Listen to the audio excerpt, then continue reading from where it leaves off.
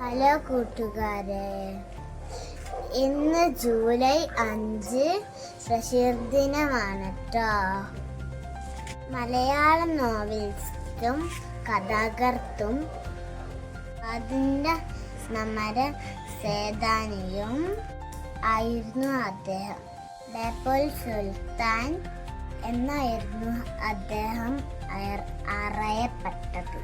കേന്ദ്ര ഗവൺമെന്റ് അദ്ദേഹത്തെ 1982 ശ്രീ പുരസ്കാരം നൽകി ആദരിച്ചു.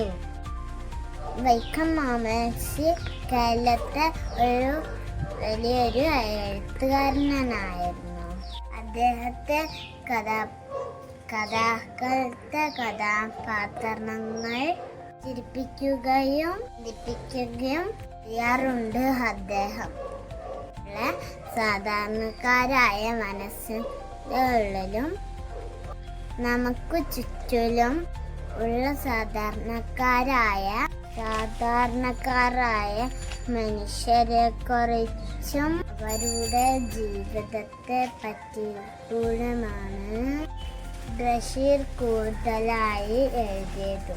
പത്തുമയുടെ ആട്, ബാല്യകാലസഖി, മതിലുകൾ, ശബ്ദങ്ങൾ തുടങ്ങിയ ധാരാളം കൃതികൾ അദ്ദേഹം രചിച്ചിട്ടുണ്ട്. അദ്ദേഹത്തെ ഓർമ്മ ദിനത്തിൽ പ്രണാമങ്ങൾ അർപ്പിച്ചു നിർത്തുന്നു. Thank you. ഇങ്ങോട്ട് ചിരിച്ചിട്ട് കുറച്ചങ്ങോട്ട് നീങ്ങിട്ട്.